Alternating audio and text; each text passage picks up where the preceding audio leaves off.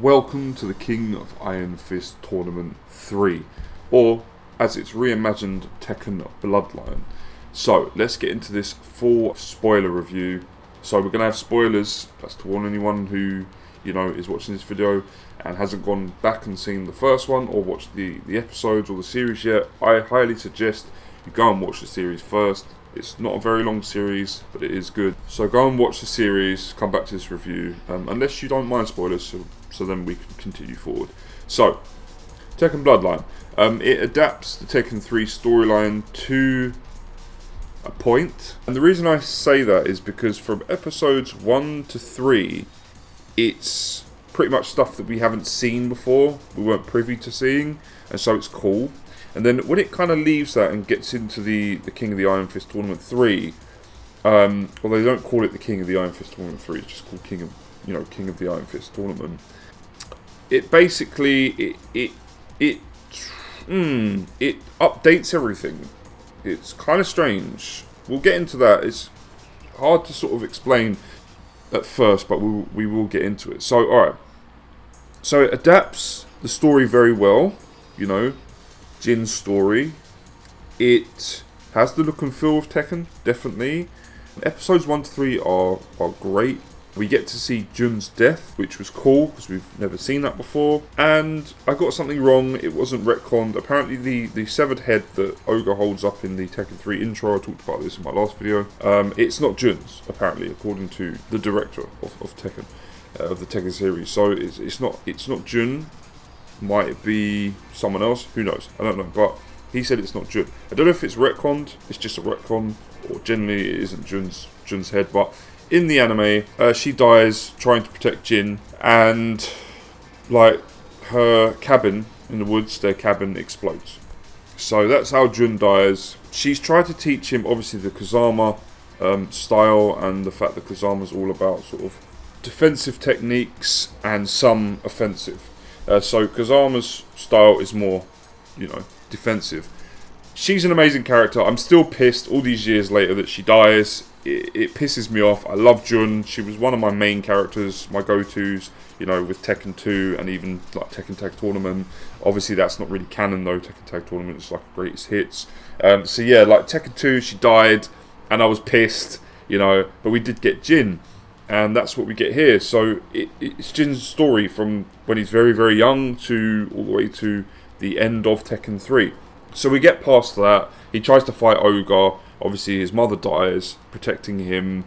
But before she dies, she tells him to go and seek his grandfather, Heihachi Mishima. So then Jin goes to find Heihachi at his headquarters, at the Mishima Zaibatsu headquarters. And the first thing Heihachi says is, if you are my grandson, you will fight me. So he's pretty much Heihachi. This is Heihachi. Great characterization of him. He is exactly what I thought he'd be, and they did great. Like, they did great with all the characters.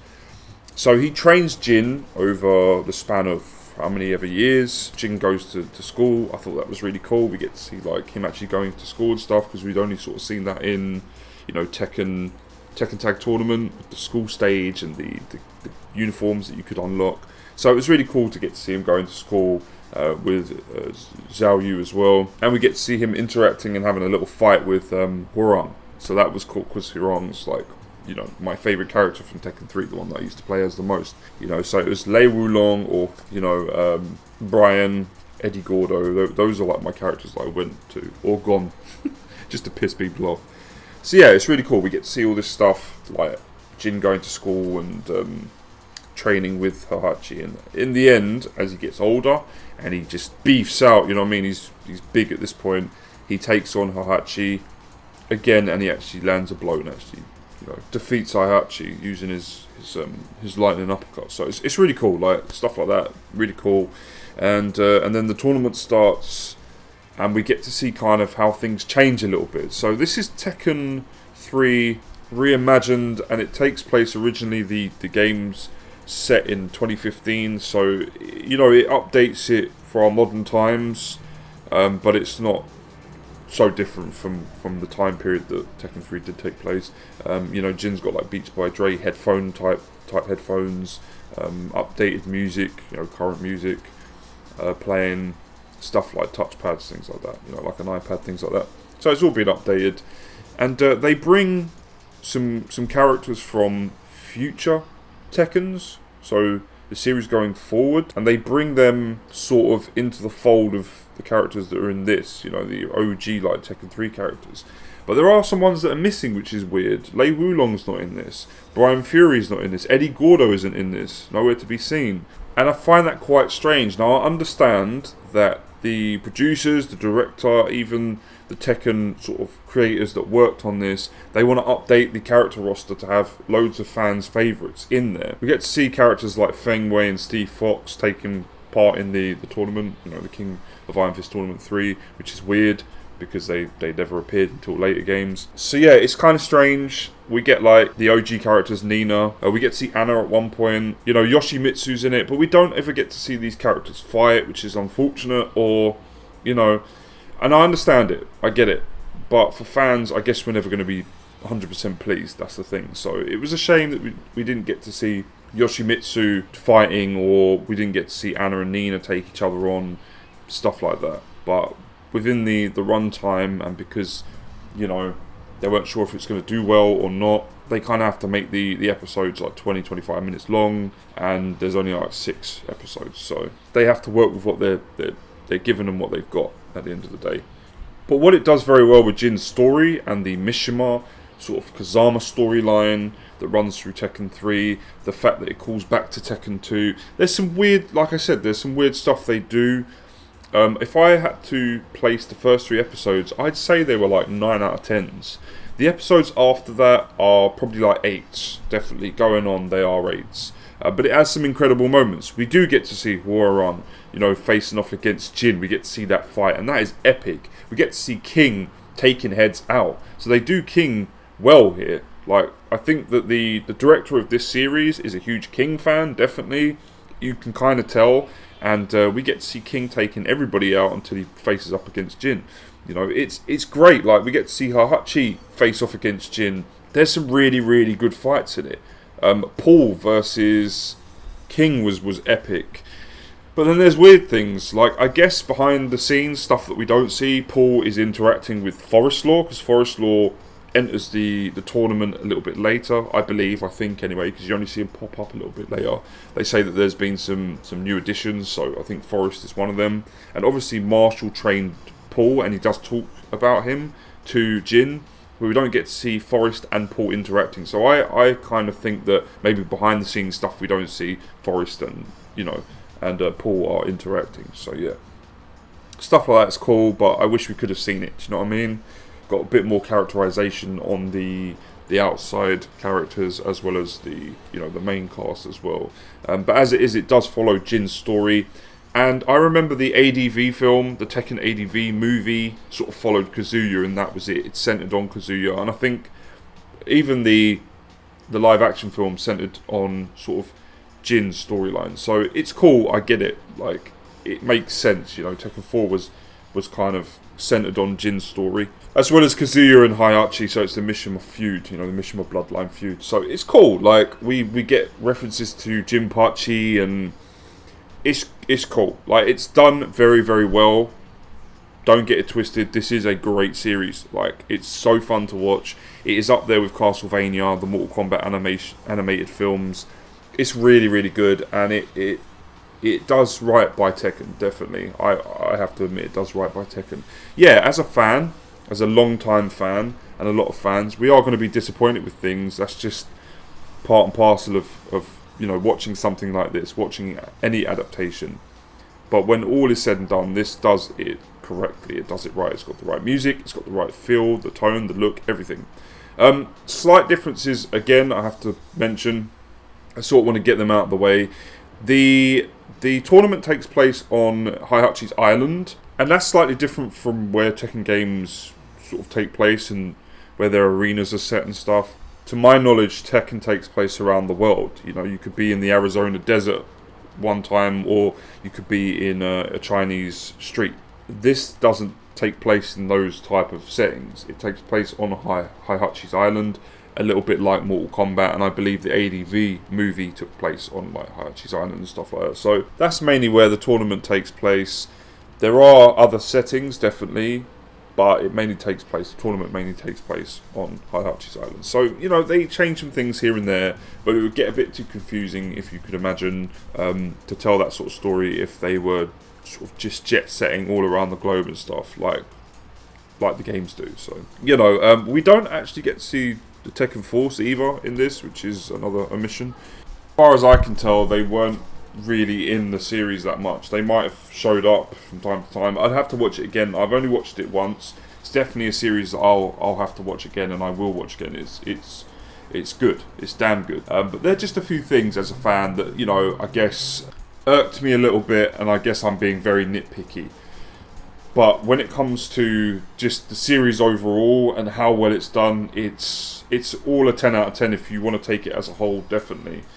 So there's great things like Jin fighting with his Mishima style and Kazama style, and then finding the balance. And you know, Jin's very good at being able to to learn loads of different martial arts in a sort of quick space of time. That's why in Tekken 4 he starts to learn German karate, because he doesn't want to incorporate Mishima style or Kazama style, to my knowledge, if I'm remembering that correctly. So he goes with like German karate, a completely different style. It's very cool, and his father has a penchant for doing this as well, because I believe in Tekken 4 or 5, I believe he is Armor King 2, I think, or he impersonates Armor King, something like that, because he wants to show that he can, you know, use different styles as well, like wrestling.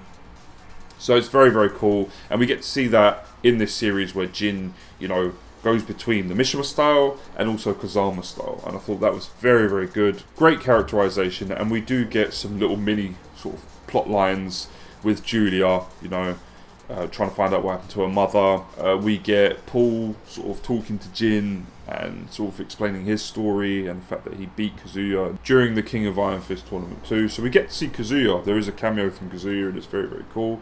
And we get to see him and Heihachi fighting each other in a volcano, which is par for the course at this point, definitely, because that's how Tekken 7 ends. So yeah, it's all very well done. I'm trying to think now, other plot lines. Well, there's Jin's friendship with Hwoarang and Xiao Yu as well, so that's pretty cool. Like, him and Xiao Yu have this sort of, you know, this getting close, you know, friendship, whatnot. They like each other, and obviously him and Hwoarang, anytime they get together in the games, it's hilarious. So there is a little bit of fun, you know, between the two, them two having fun, they're friends, but then when they face off against each other, it's all serious and stuff, and I love that friendship element that's taken from the games and it's put in this series, and it's handled extremely well. Then we have characters like King, and we get to see his sort of like backstory and find out a little bit about him.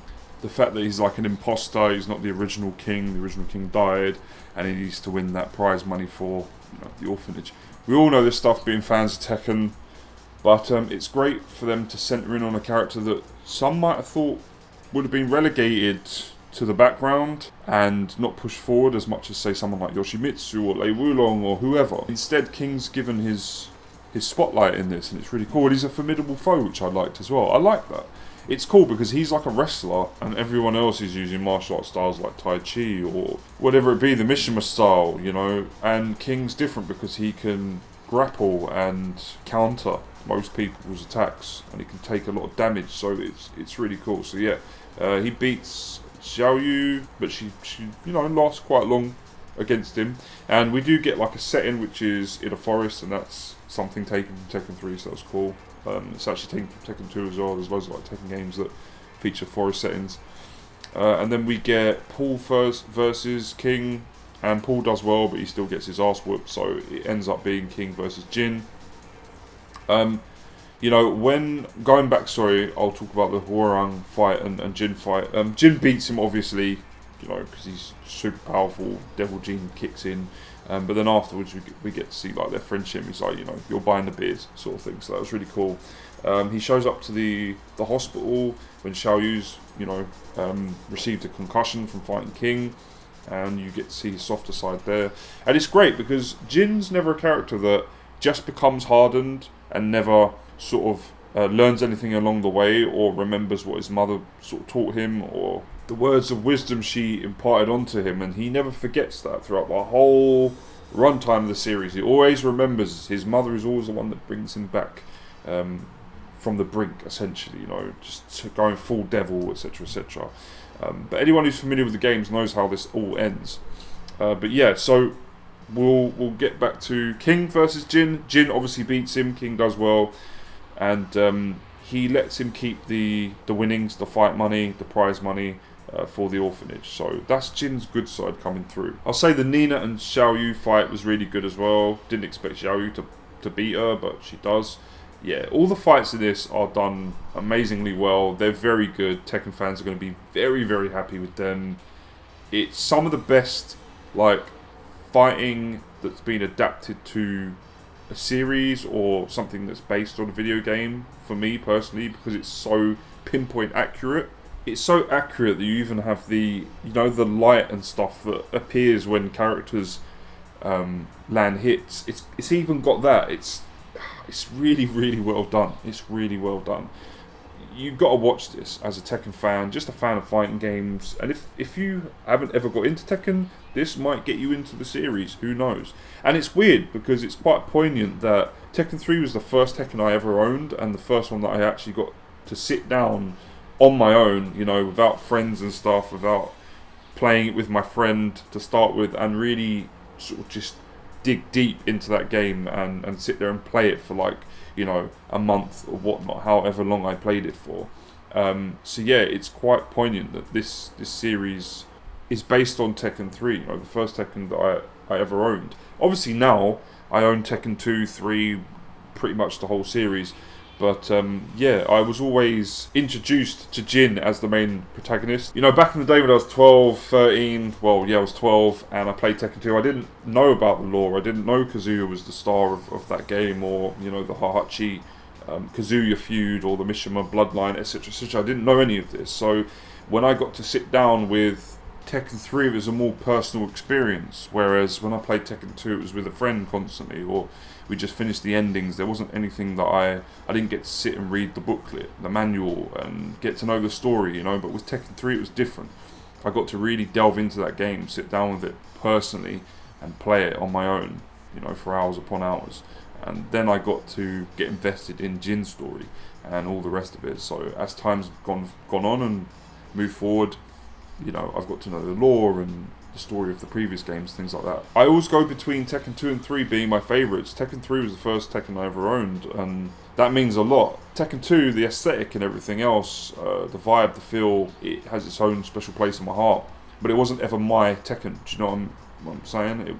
It was one that I played with a friend and I loved playing, but it wasn't ever my Tekken. Tekken 3 was my Tekken, so to have this series follow Tekken 3's story, and Jin's story in particular, Jin has always been the main protagonist for me, you know, the star of Tekken, the figurehead, you know, the poster boy, whatever you want to call him. He is the one that we're rooting for, or at least I am, in the series. Obviously I have my own special sort of favourite characters, but the story does centre on the Mishima Bloodline feud, and Jin is my favourite out of the Mishimas, so, or he is a Kazama, but he's also a Mishima, so yeah. We also get a fight between Leroy and Jin. Now, I'm not too familiar with Leroy as a character, I've got to be honest with you.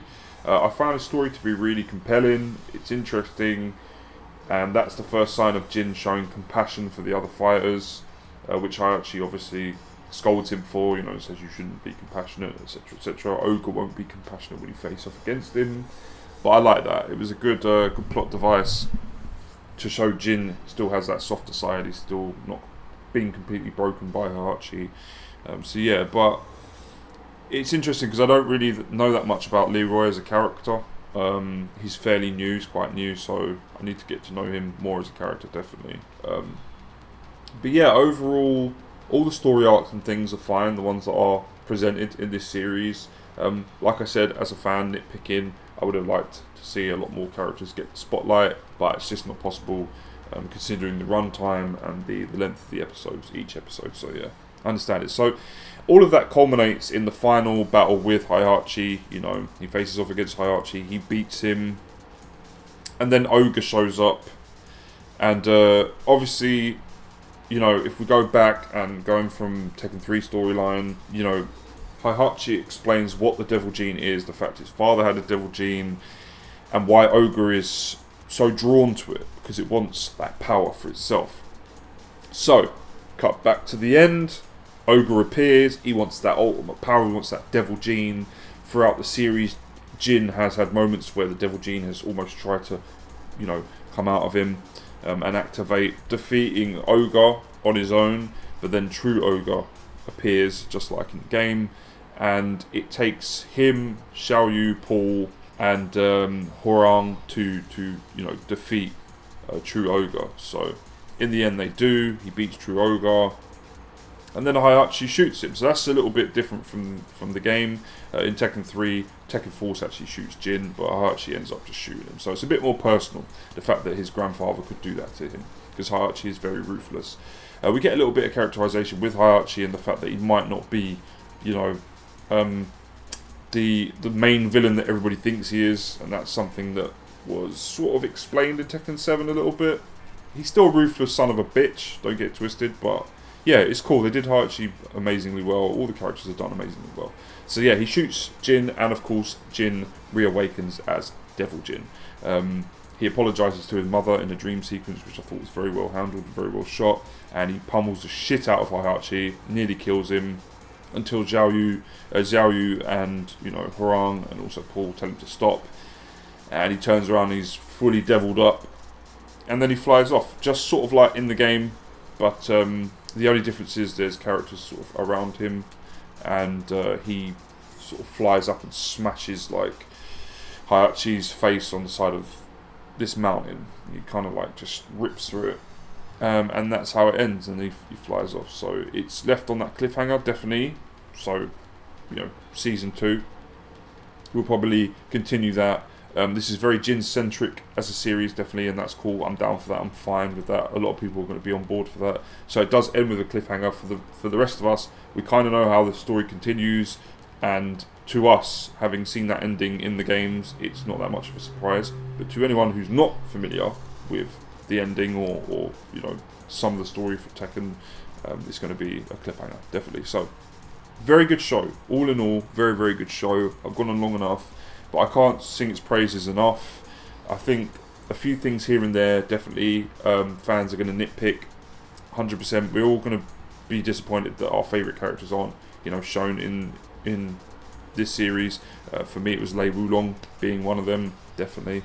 Introducing characters that are in the newer series of games, sort of like into this storyline, this plot line, and this era is a bit strange.